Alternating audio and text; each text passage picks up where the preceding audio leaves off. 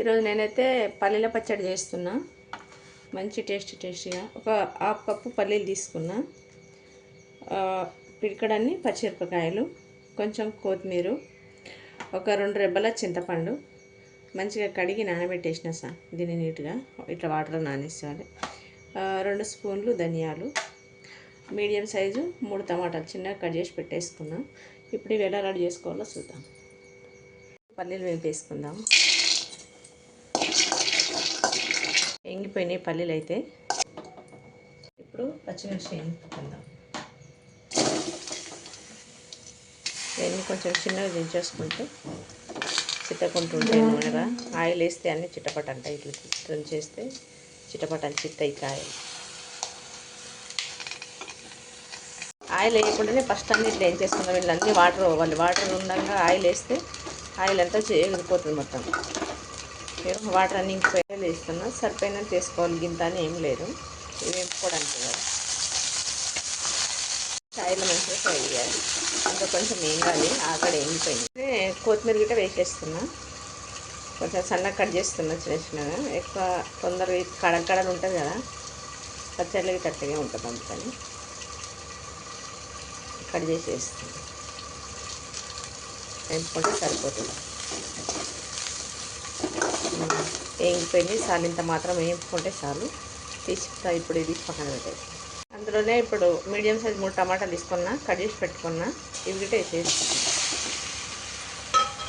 ఇందులో గిట్ట ఆయిల్ వేసి ఫ్రై చేసుకోవాలి. గిట్ట ఆయిల్ వేస్తే తొందరగా ఉడికిపోతాయి.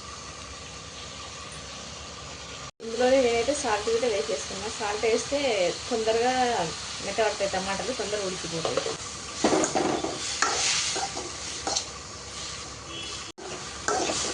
టమాటాలు అయితే మంచిగా ఎంగిపోయినాయి ఆయిల్లో. ఇంకో నిమిషం పాటు ఉడకనిద్దాం. ఈ తోలంతా ఊడిపోవాలి. వీటిది పైన తోలంతా ఉడితే ఎంగిపోయింది. టమాటా గిట్ట మొత్తం మెత్తగా అయిపోయింది. మంచిగా ఫ్రై అయింది. తీసేద్దాం. ఇప్పుడు దీన్ని గిట్ట తీసి పక్కన పెట్టేసి కొంచెం చల్లగా అయినాక ఇవన్నీ మిక్సీలో వేసేస్తాం. ఆయిల్ వేసేసుకున్నాం. ఇప్పుడైతే పచ్చడి అయితే మిక్సీ పెట్టేసినాం. తాలింపు వేసుకోవాలి. సరిపోయినంత వేసుకోవాలి ఆయిల్. మన పచ్చడిని బట్టి ఎంత ఉంటుందో. ఆయిల్ అయితే వేడైపోయింది. 2 స్పూన్లు జీలకర్ర ఆవాలు వేసేసుకున్నాం.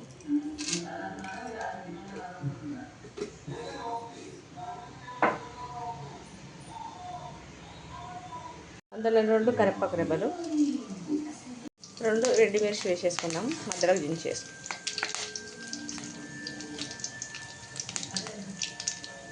ఇందులోనే ఒక 1/2 టీ స్పూన్ పసుపు వేసేసుకున్నాం. ఇప్పుడు పసుపు వేసి మంచిగా కలిపేసుకోవాలి. దీన్ని అంత ఇట్లా కలుపుకొని ఇవదాకా పచ్చడి అంతా మిక్సీ పట్టి పెట్టేసుకున్నాం కదా. ఈ పచ్చడితో ఇందులోకి వేసుకుందాం. పచ్చడి మొత్తం మెత్తగా కాకుండా కొంచెం బరకగా పట్టుకోవాలి. మరీ బరకగా కాదు, లైట్గా. మొత్తం మెత్తగా అంటే గోరంటాకులాగా అవుతుంది. అలా కాకుండా కొంచెం బరకగా పట్టుకుంటే బాగుంటుంది. టేస్ట్ బాగుంటుంది. అలాగే తినడానికి గోరంటాకులాగా ఉంటే మంచిగా పసుపు వేసి ఇట్లంతా కలిపేసుకోవాలి. మొత్తం ఆయిల్ పసుపు ఇంత మంచిగా కలిసేదాకా కలిపి దీన్ని ఒక 2 నిమిషాలు ఇట్లాగే ఇదంతా ఉడికించుకోవాలి. ఉడికించుకుంటే పచ్చడి అంతా పచ్చివాసన పోయి మంచి టేస్ట్ వస్తుంది.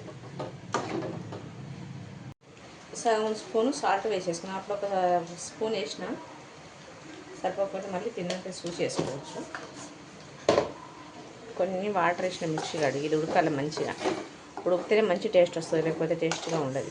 ఈ వాటర్ అంతా ఇంకేదాకా ఉడకాలి. పచ్చడి అయితే రెడీ అయిపోయింది. చూస్తున్నారు కదా ఎలా ఉడుకుతుందో. ఆయిల్ అంతా అట్లా పైకి తేలేదాకా ఉడికించుకోవాలి. అయితే అప్పుడు మంచి టేస్ట్ వస్తుంది. ఇలా చేసిన అన్నట్లు తాలింపు వేసి పక్కన పెట్టుకుంటే పచ్చిగా ఉంటుంది, తినబుద్ధి కాదు. పల్లీలు వేస్తాం కదా, అది ఒక రకమైన టేస్ట్ ఉంటుంది. ఇట్లా ఉడకబెట్టేస్తే మంచిగా ఉంటుంది, చాలా బాగుంటుంది. ఇప్పుడు పూరికైనా, చపాతీకి, అన్నంలోకి, జొన్న రొట్టెకు, దేంట్లోకైనా తినొచ్చు. పచ్చడి అయితే రెడీ అయిపోయింది. తీస్తున్నా. దీన్ని ఇప్పుడు తీసి ఒక బౌల్లోకి తీసి పెట్టేసుకుందాం పక్కకి. ఇగో దీన్ని అంతా ఒక బౌల్లోకి తీసి పెట్టేసుకుందాం. ఇట్లా మంచిగా రెడీ అయిపోయింది.